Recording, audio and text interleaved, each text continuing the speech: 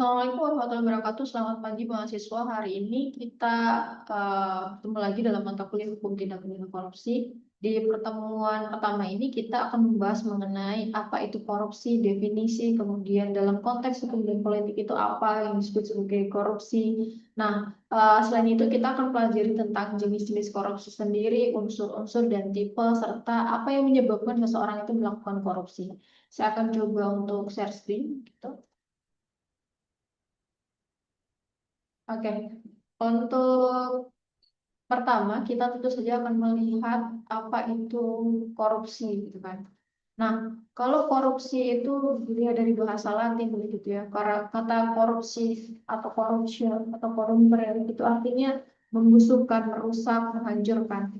Nah, kalau kita melihat secara moral bahwa suatu korupsi ini adalah tindakan yang merusak nilai kejujuran, tanggung jawab, dan keadilan.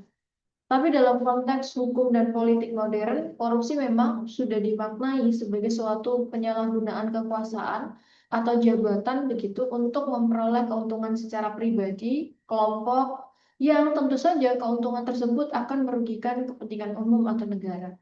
Seperti yang saya jelaskan di materi sebelumnya, bahwa korupsi ini tidak terjadi secara tiba-tiba di zaman modern ini, begitu.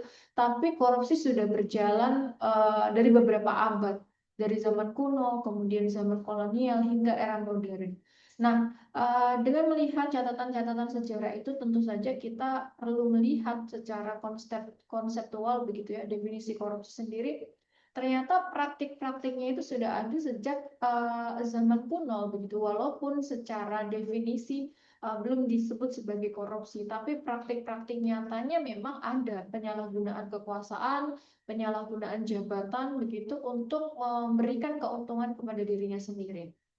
Nah, untuk itu kita tentu saja secara terminologis gitu dari beberapa tokoh, korupsi memang cenderung menggunakan barang atau uang gitu untuk apa, keuntungan diri pribadinya melalui kekuasaannya, melalui jabatannya, dengan menyelewengkan uang, baik uang dari negara maupun perusahaan tertentu atau swasta dan lain sebagainya, untuk kepentingan diri pribadinya maupun pihak lain atau kelompok atau golongan. Nah, jenis-jenis korupsi itu sendiri ada beberapa hal, ada beberapa macam gitu. Kalau kita melihat menurut Alatas, ada 7 jenis korupsi dalam beberapa tipologi yang dijelaskan oleh Alatas. Yang pertama yaitu korupsi secara transaksi. Artinya korupsi secara transaksi ini dia merujuk pada timbal balik antara si pemberi dan juga penerima. Jadi ada keuntungan dua belah pihak, transaktif gitu ya.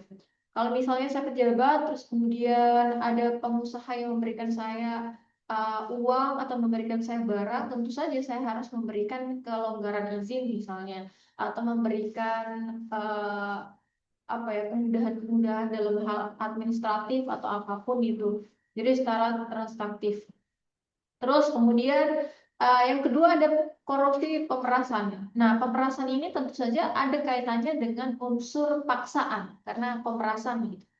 Antara pihak pemberi dan juga pihak penerima ini melakukan suap untuk apa? Untuk menghindari kerugian yang mengancam dirinya atau kepentingannya. Jadi dia melakukan pemerasan itu untuk mendapatkan suatu benefit atau keuntungan yang tentu saja keuntungan itu menyelamatkan dirinya.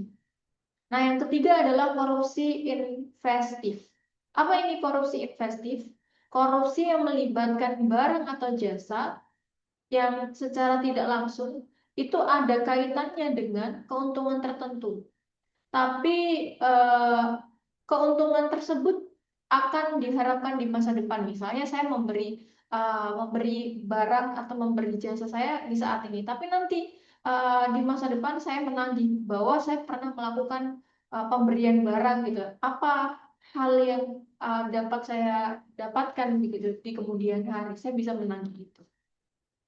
Yang keempat adalah korupsi perkerabatan. Nah, korupsi ini seringkali muncul di lingkungan sekitar kita berdasarkan aspek kekerabatan gitu ya, atau penunjukan secara tidak sah terhadap teman, keluarga, atau posisi dalam pemerintahan. Kemarin juga kita melihat dalam sejarah korupsi begitu ya, bahwa korupsi kekerabatan ini secara dinasti yang kita kenal sekarang begitu ya. Kita kan mengenal konsep dinasti baru-baru ini karena terjadi pengalihan kekuasaan dari keluarga terdekat gitu. Ternyata praktik ini sudah ada sejak zaman kuno begitu, untuk memberikan jabatan kepada keluarganya, kepada kekerabatannya, dan untuk melanggengkan kekuasaan itu tidak hanya sampai di situ saja, tapi juga dapat dilakukan perkawinan secara politik untuk melanggengkan kekuasaan yang mereka miliki. Tentu saja mereka tidak ditunjuk berdasarkan kompetensi atau profesionalismenya, tapi mereka ditunjuk berdasarkan itu tadi, kedekatan personal gitu. Nah, yang kelima adalah korupsi defensif. Korupsi defensif ini korupsi yang dilakukan untuk mempertahankan diri sebagai korban pemerasan atau defend gitu. Terus yang keenam, korupsi otogenik. Korupsi otogenik ini dilakukan oleh individu secara mandiri. Yang ketujuh, korupsi dukungan untuk memperkuat korupsi yang sudah ada. Jadi korupsi yang sudah ada itu tidak serta-merta berhenti di situ saja, tapi harus dilakukan upaya pemupukan agar korupsi itu tidak tersebar. Nah, sekarang itu banyak istilah kalau misalnya orang yang ketangkap korupsi itu artinya dia tidak bagi-bagi gitu. Jadi korupsi yang ketujuh ini jenisnya ini untuk memberikan dukungan bahwa semuanya juga merupakan pelaku, jadi tidak bisa saling lapor gitu. Karena ada bukti tersebut. Nah, selanjutnya ini meme gitu ya. Kalau kita ngomongin soal korupsi tentu saja banyak sekali yang bisa kita bicarakan.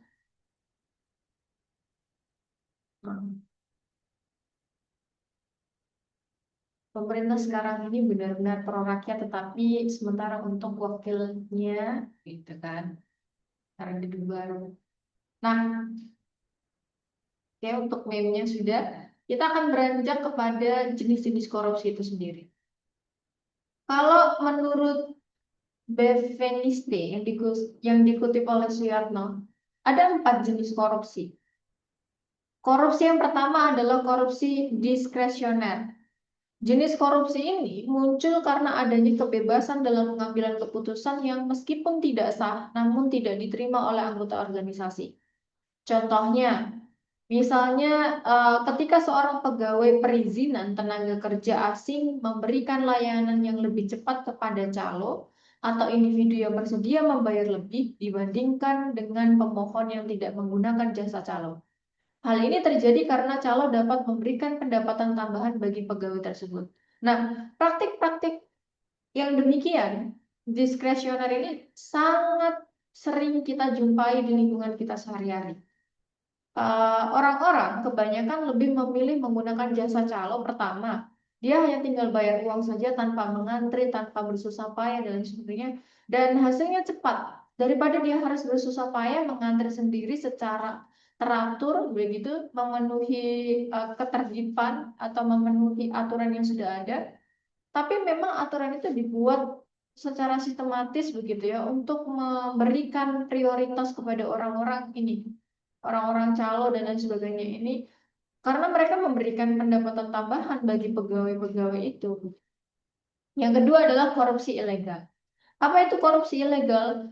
Korupsi yang melibatkan tindakan yang tujuannya itu pertama, dia mengelabui hukum, mengelabui peraturan atau regulasi yang ada. Misalnya nih, kalau misalnya ada peraturan, dia mengharuskan adanya pengadaan barang tertentu, maka dilakukan melalui lelang. Tapi karena ada keterlambatan anggaran, lelang itu tidak bisa dilakukan tepat waktu.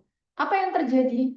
Pemimpin proyek mencari celah hukum dalam peraturan yang dapat mendukung pelaksanaan itu tanpa melanggar aturan.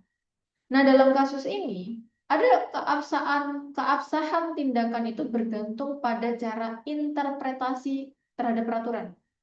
Nah, terkadang interpretasi ini melibatkan manipulasi bahasa daripada substansi hukum. Nah, makanya kalau ada pembentukan peraturan perundang-undangan, pasal multitafsir, kemudian pasal karet dan lain sebagainya. Nah, Celah-celah yang substansial yang seperti itulah yang nanti akan dapat dimanfaatkan oleh oknum-oknum begitu ya untuk menyelewengkan aturan hukumnya gitu. Karena multitafsir dan itu bisa diinterpretasikan dengan beraneka ragam gitu walaupun tujuannya itu untuk kebaikan. Nah, hal demikianlah yang sering muncul juga dalam kehidupan kita di lingkungan sekitar, bahwa hukum itu pada dasarnya bisa diotak-atik atau bisa dimainkan gitu, tergantung interpretasi orang tersebut dalam menafsirkan hukum, dan itu tidak memenuhi tujuan pembentukan hukum pada mulanya. Kalau kita melihat secara ideal gitu atau secara proporsional, memang tujuan hukum adalah untuk keadilan, kemanfaatan dan kepastian begitu ya. Tapi faktanya dalam implementasi di lapangan, karena pasalnya adalah pasal multitafsir, hal itu bisa menjadi celah hukum yang dapat dimanfaatkan oleh oknum gitu. Misalnya ini tadi jenis korupsi ilegal. Terus yang ketiga adalah korupsi mercenary. Ketika seseorang menyalahgunakan wewenang atau kekuasaannya untuk mendapatkan keuntungan pribadi. Misalnya ada proyek tender begitu ya, di mana seseorang ada panitia lelang, terus dan lain sebagainya. Nah, dalam proses lelang atau dalam proses pemenangan tender itu tentu saja ada PT yang dibagi-bagi gitu, ada imbalan yang dimenangkan, misalnya tender 1 miliar begitu ya. Tapi ketika tender itu dimenangkan oleh perusahaan, maka perusahaan A harus membayar berapa persen begitu kepada orang yang menyelenggarakan tender itu. Misalnya begini, Pemkot A sedang melelang tender pembangunan gedung senilai 2 miliar. Ada beberapa kontraktor dari A, B, C, D, terus kemudian yang menang kontraktor D. Nah, kontraktor D ini berani bayar berapa kalau misalnya dia menang berapa persen? A berapa persen? Ya udah diambil aja persenannya yang paling tinggi itu yang dapat tender. Misalnya begitu. Terus kemudian ada korupsi ideologis. Korupsi jenis ini memang sifatnya ilegal atau diskresioner. Dan biasanya dia dilakukan untuk mencapai tujuan kelompok tertentu.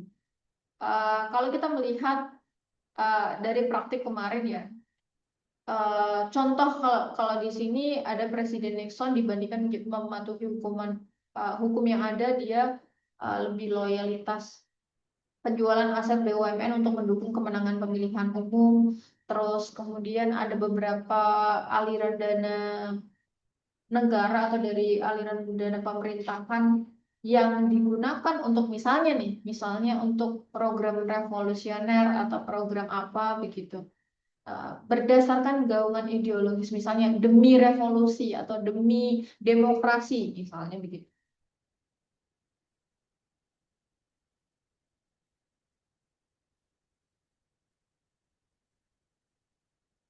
Nih. Terus kalau kita melihat dalam konteks kriminologi atau dalam konteks ilmu tentang kejahatan gitu, ada beberapa tipe korupsi. Korupsi ini diklasifikasikan menjadi beberapa tipe. Yang pertama, political bribery atau kekuasaan di bidang legislatif sebagai badan pembentuk undang-undang.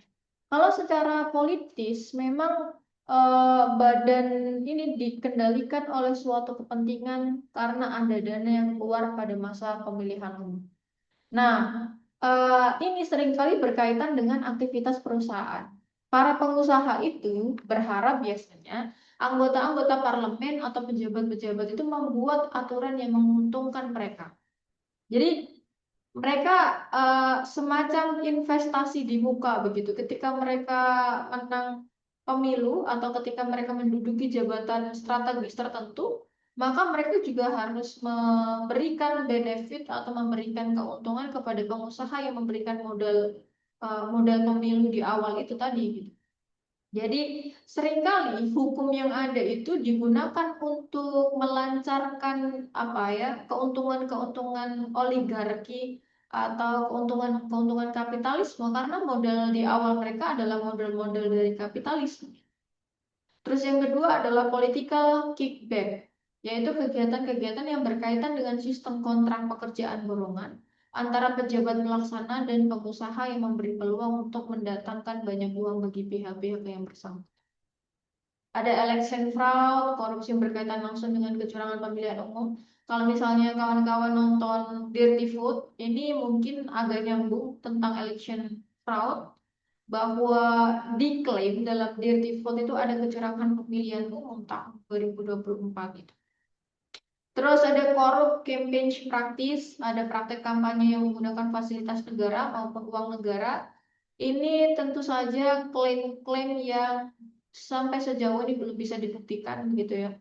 Tapi tentu saja ada apa namanya, ada campaign praktik seperti ini, apalagi kalau itu di daerah. Di daerah tentu saja akan mudah dibuktikan. Misalnya dia sudah menjabat menjadi bupati selama 5 tahun, kemudian dia mencalonkan dirinya untuk periode kedua. Nah, ketika dia campaign untuk periode kedua, dia menggunakan fasilitas miliknya sebagai bupati untuk campaign, misalnya pakai mobil dinas, kemudian misalnya pakai fasilitas-fasilitasnya sekarang gitu. Terus discretionary corruption, ini korupsi yang dilakukan karena ada kebebasan dalam menentukan kebijakan. Ada illegal corruption, mengacu pada bahasa hukum dan interpretasi hukum, sama seperti tadi begitu ya, bahwa bahasa itu bisa dipermainkan tergantung interpretasinya. Bahasa politik, politik bahasa begitu. Jadi kalau kita melihat bahwa hukum itu dibuat untuk memenuhi tujuan hukum ya, tapi jangan salah kalau misalnya ada satu frasa yang multitafsir, ada satu frasa yang karet begitu, maka itu akan bisa menjadi celah yang sangat berbahaya karena bisa dimanfaatkan oleh oknum-oknum yang tidak bertanggung jawab begitu. Sehingga kenapa dalam proses pembentukan hukum itu harus ada check and balance yang kuat, harus ada apa ya, melibatkan partisipasi masyarakat dan lain sebagainya. Untuk itu, untuk melihat apakah memang pasal ini uh, terdapat celah yang apa ya, terdapat celah yang dapat disalahgunakan ke depannya gitu. Ada banyak undang-undang yang ditentang oleh masyarakat sipil tapi masih tetap disahkan. Nah, itu adalah celah-celah yang memang bagaimana ya, memang sengaja untuk diloloskan begitu. Jadi kalau misalnya ada praktik-praktik yang melenceng berdasarkan undang-undang itu yang harus diperhatikan ke depannya dalam melakukan pembentukan perundang-undangan, harus ada meaningful participation gitu.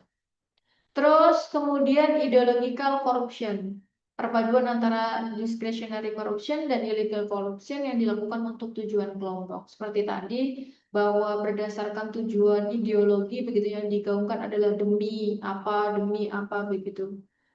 Terus kemudian mercenary corruption sama juga untuk kepentingan pribadi.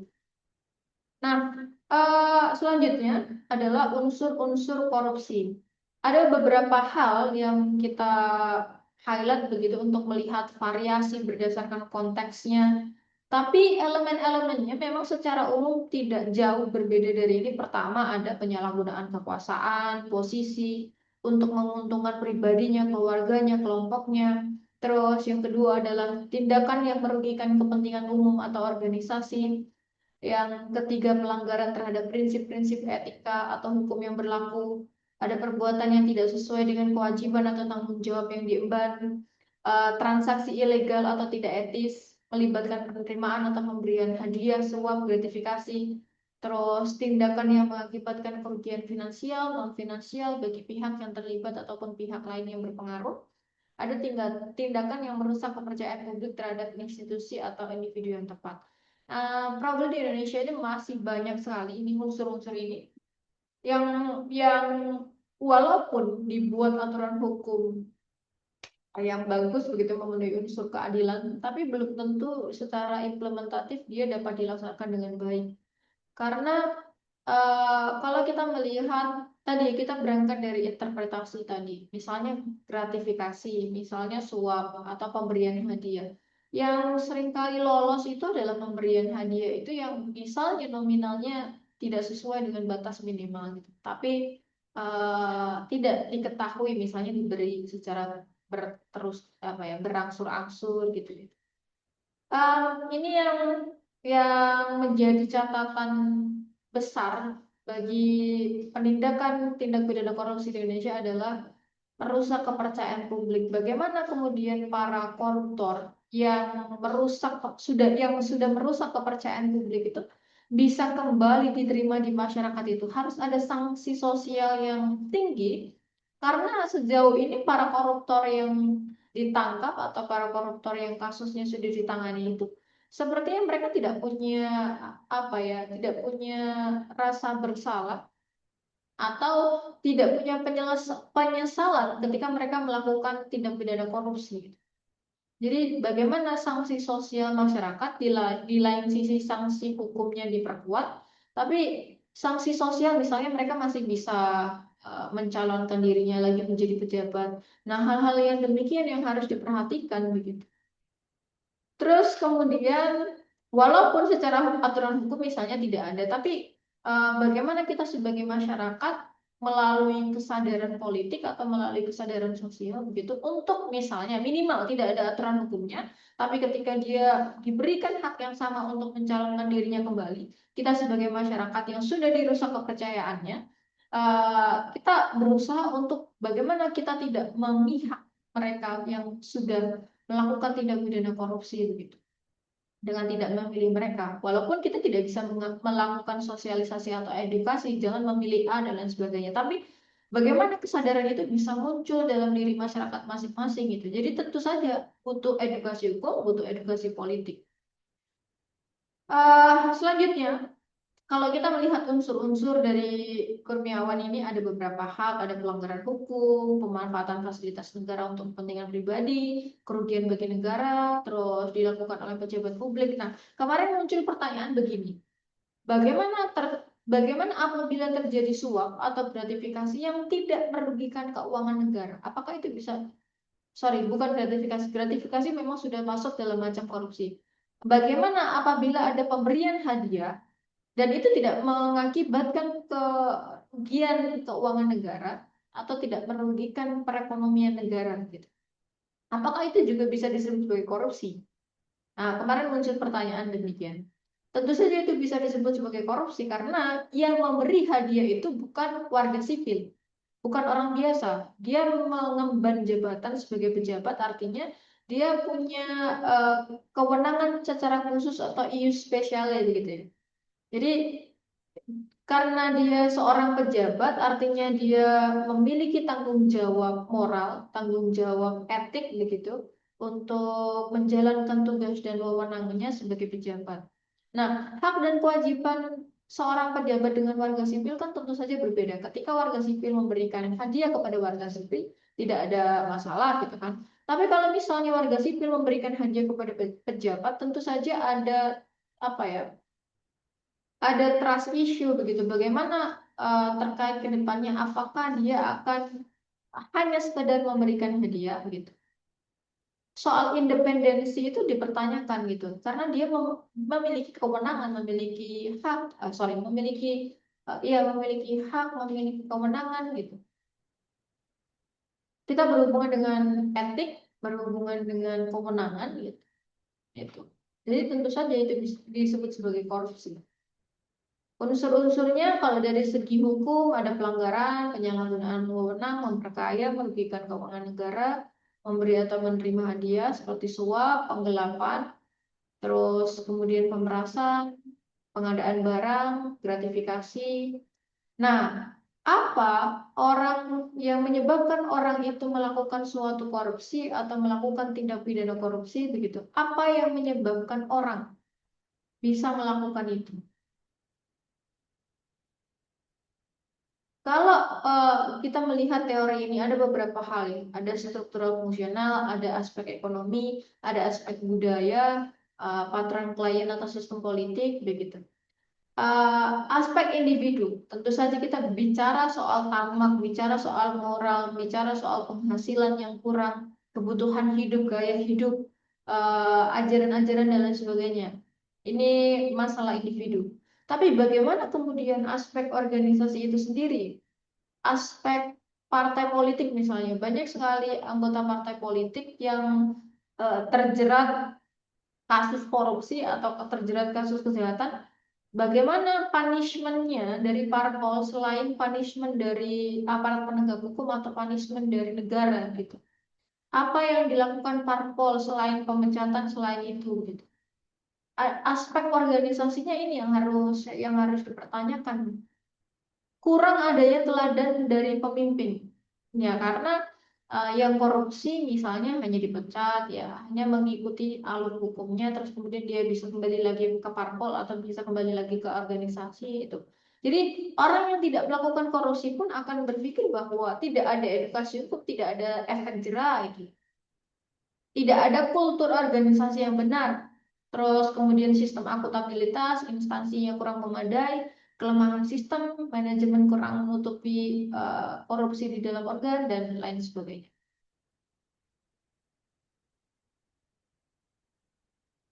Nah, mereka berpikir bahwa di penjara 10 tahun nggak masalah. Yang penting mereka dapat uang 60 miliar misalnya. Berapa miliar?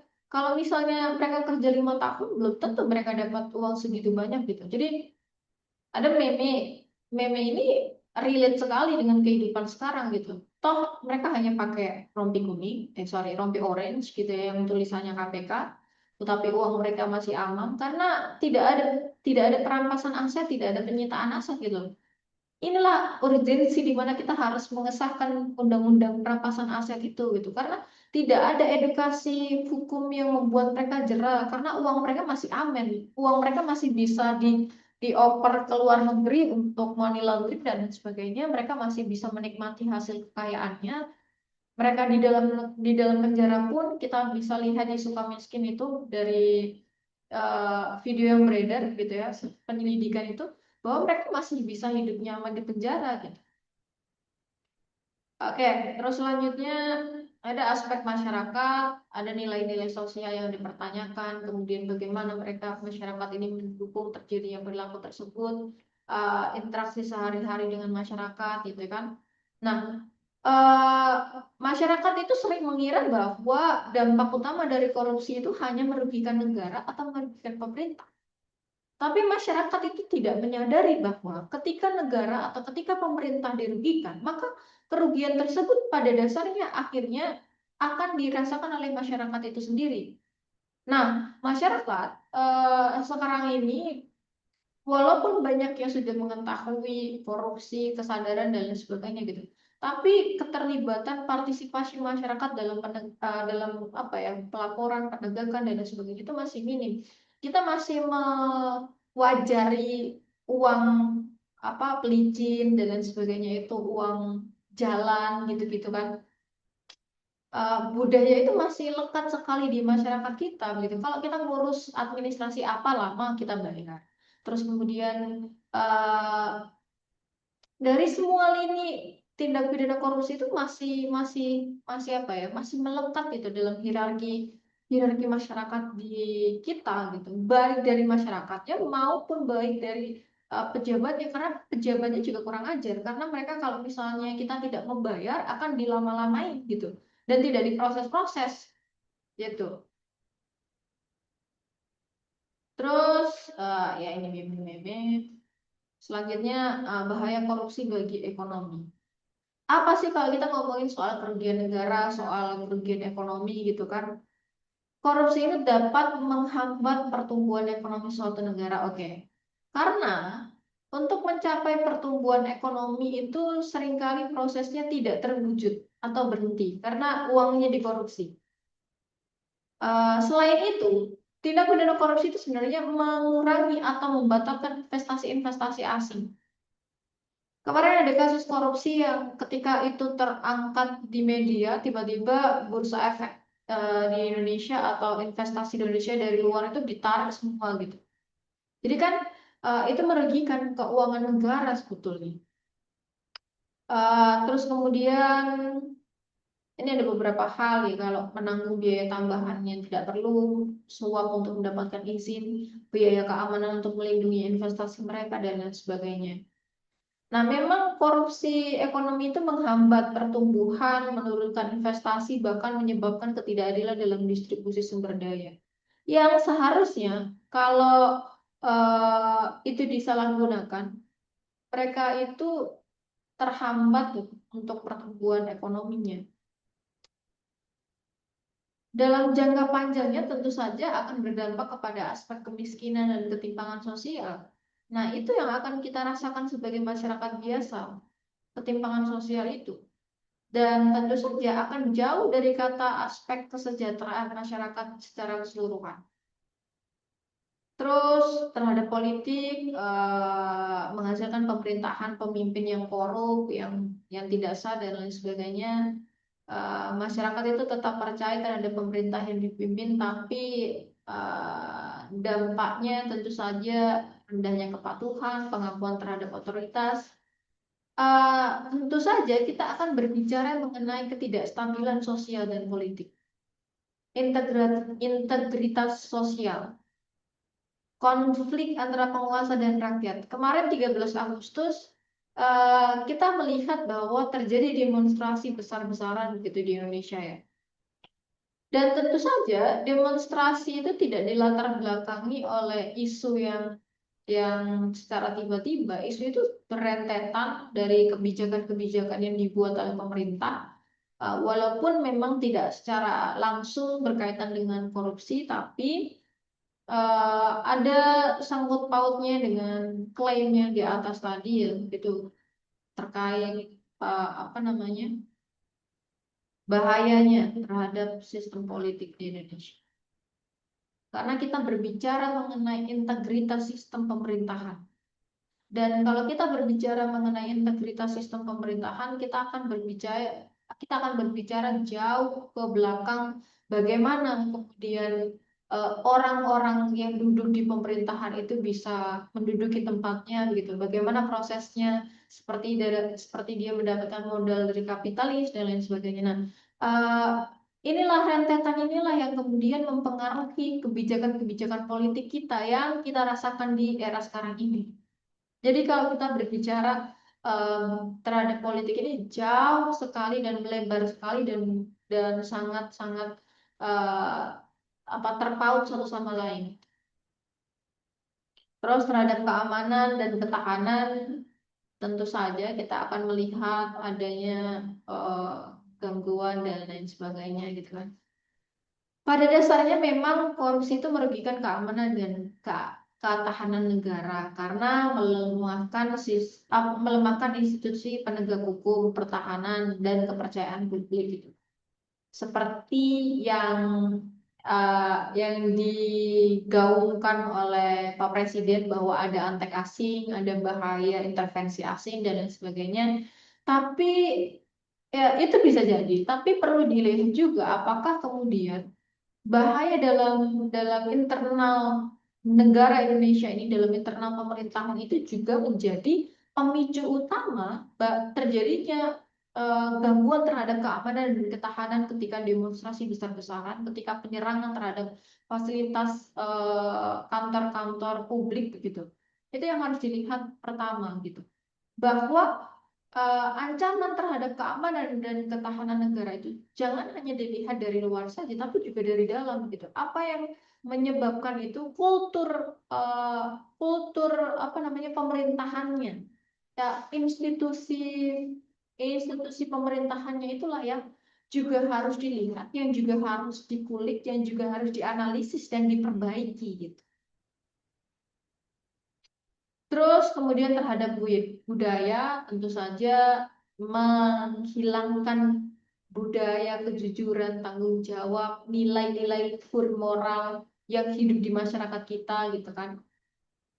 Terus yang terakhir terhadap agama, karena negara kita adalah negara plural begitu, negara dengan berbagai macam agama.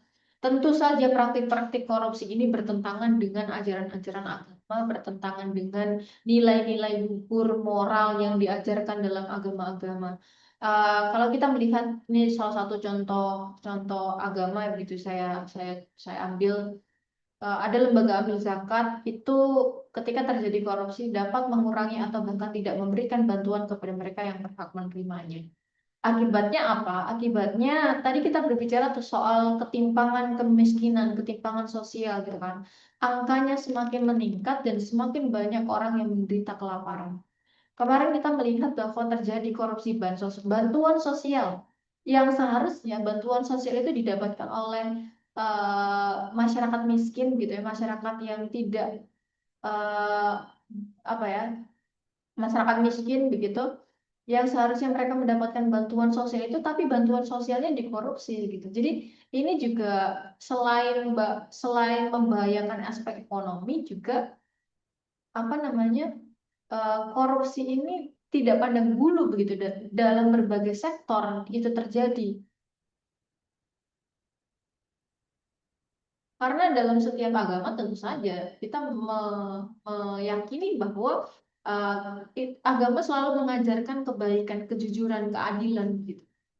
Tapi justru apa namanya manusia-manusia yang mengaku beragama, manusia-manusia yang beragama ini, mereka mengambil hak orang lain, bahkan Al-Quran pun yang ya apa ya yang menjadi kitab suatu agama itu dikorupsi gitu. Bagaimana nilai yang diajarkan agama itu sepertinya apa ya objek atau sepertinya tindakan dimanapun itu terdapat celah korupsi itu tidak peduli dosa, tidak peduli moral, tidak peduli apa di mana ada celah itu ada kesempatan untuk melakukan korupsi, maka orang yang tidak memiliki moral, orang yang lemah imannya dan lain sebagainya ini bisa melakukan korupsi tanpa pertimbangan-pertimbangan strategis ini tadi.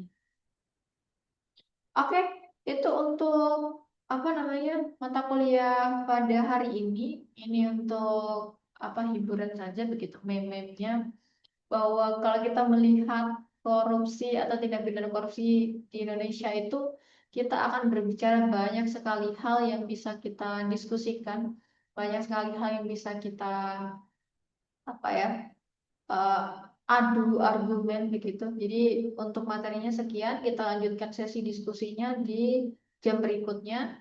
Kita akan membahas bagaimana kemudian korupsi ini bisa sangat langgeng begitu ya, bisa sangat merajalela di Indonesia dengan menjawab pertanyaan-pertanyaan exercise di slide berikutnya. Oke, selamat beraktivitas.